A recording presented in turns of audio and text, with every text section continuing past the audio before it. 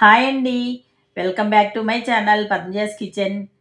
Diwali special sweet పేనీలను ఎలా చేయాలో చూద్దాం రండి. అప్పటికప్పుడు ఈ స్వీట్ చేయాలనుకుంటే తక్కువ ఇంగ్రీడియంట్స్తో ఈజీగా చేసుకోవచ్చు. క్రిస్పీగా టేస్టీగా ఉండే ఈ స్వీట్ని అందరూ ఇష్టపడతారండి.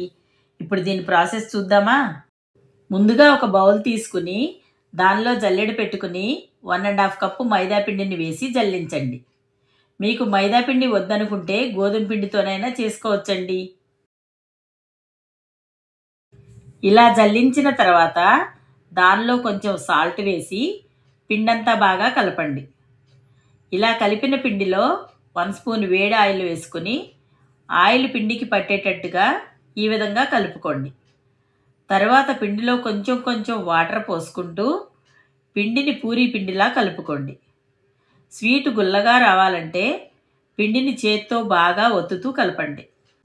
ఈ విధంగా కలిపిన పిండిని మూత పెట్టి 15 నిమిషాలు పక్కన పెట్టండి. ఈలోగా పాకం రెడీ చేసుకుందామండి. ఇప్పుడు స్టవ్ వెలిగించి ప్యాన్ పెట్టుకుని దానిలో 1½ కప్పు షుగర్ వేసుకోండి. షుగర్లో 1 కప్పు వాటర్ పోసుకుని షుగర్ కరిగే వరకు కలుపుతూ మరిగించండి. మంటను లో ఫ్లేమ్లో పెట్టుకుని పాకం కొంచెం జిగురుగా అయ్యి పూర్తిగా తీగ పాకం రాకముందే దానిలో యాలకుల పొడి వేసి కలపండి. పాకం తీగ పాకం వస్తే సరిపోతుందండి. ఇప్పుడు దీనిలో కొంచెం నిమ్మరసం పిండండి. ఇలా నిమ్మరసం పిండడం వల్ల పాకం క్రిస్టల్స్గా ఫామ్ అవ్వకుండా ఉంటుంది. ఇలా పాకం పూర్తిగా రెడీ అయిన తర్వాత స్టవ్ ఆపి పాకంపై మూత పెట్టి పక్కన పెట్టండి. ఇప్పుడు నానబెట్టిన పిండిని తీసుకుని ఒకసారి బాగా కలపండి. తర్వాత దాన్ని రోల్లా చేసుకుని చపాతీకి సరిపడా ముక్కలుగా కట్ చేసుకోండి. ఇలా కట్ చేసుకున్న ముక్కల్ని ఒక ప్లేట్లో పెట్టుకోండి. ఇప్పుడు ఒక్కొక్క ఉండని తీసుకుని ఇలా పలచగా చపాతీలాగా ఒత్తుకోండి. మనం చేసే చపాతీలు చాలా పలచగా చేయడం వల్ల పేనీలు క్రిస్పీగా వస్తాయండి. ఇలాగే మిగిలిన చపాతీలన్నీ ఒత్తుకుని పక్కన పెట్టండి. ఇలా చేసిన చపాతీలన్నీ ఒకదానిపై ఒకటి వేస్తే అంటుకుపోతాయి కాబట్టి విడివిడిగా వేసుకోండి. ఇలా చేసుకున్న తర్వాత ఒక చపాతీని తీసుకుని చపాతీపై కొంచెం నెయ్యి వేసుకుని నెయ్యిని చపాతీ మొత్తం స్ప్రెడ్ చేయండి. ఇప్పుడు దానిపై కొంచెం మైదాపిండి చల్లి పిండిని చపాతీ మొత్తం స్ప్రెడ్ చేయండి. ఇప్పుడు దానిపై ఇంకో చపాతీని వేసుకుని దానిపై కూడా నెయ్యి రాసి మైదాపిండిని స్ప్రెడ్ చేసుకోండి. ఇదే విధంగా మిగిలిన చపాతీలన్నీ వేసుకోవాలి.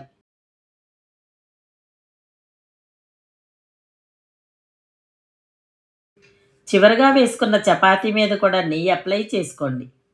ఇప్పుడు దీనిని వీడియోలో చూపించిన విధంగా దగ్గరగా ఒత్తుకుంటూ రోల్ చేసుకోండి. ఇలా అంతా రోల్ చేసిన తర్వాత చివర అంచుల దగ్గర కొంచెం నీళ్లు రాసి గట్టిగా ఒత్తి రోల్ చేసుకోండి. ఇలా రోల్ చేసుకున్న తర్వాత దీనిని ఒకే సైజులో చిన్న చిన్న ముక్కలుగా కట్ చేసుకోండి.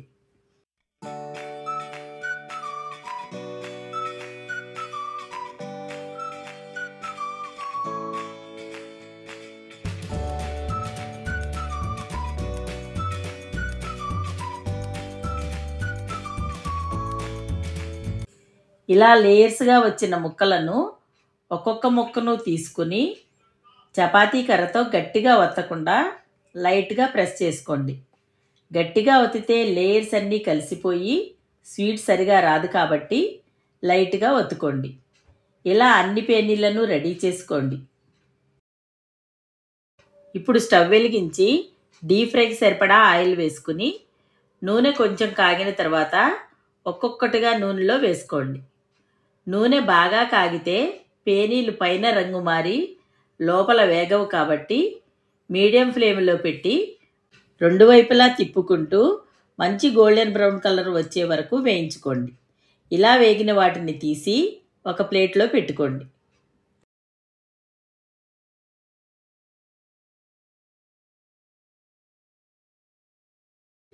ఇదే విధంగా మనం చేసి పెట్టుకున్న పేనీలన్నిటినీ 2-3 వాయిలుగా వేయించుకోండి.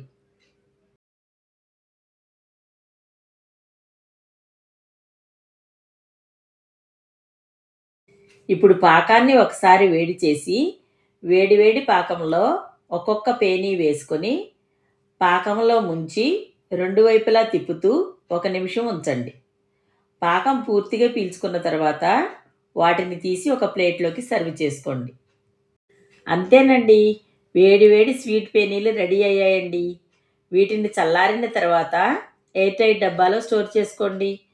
5 డేస్ వరకు నిల్వ ఉంటాయి. కరకరలాడుతూ క్రిస్పీగా జ్యూసీగా ఈ పేనీలు ఎంతో రుచిగా ఉంటాయండి. ఇదే విధంగా మీరు కూడా ట్రై చేసి ఎలా వచ్చిందో తప్పకుండా కామెంట్ చేయండి. మా వీడియో మీకు నచ్చినట్లయితే లైక్ చేయండి, షేర్ చేయండి.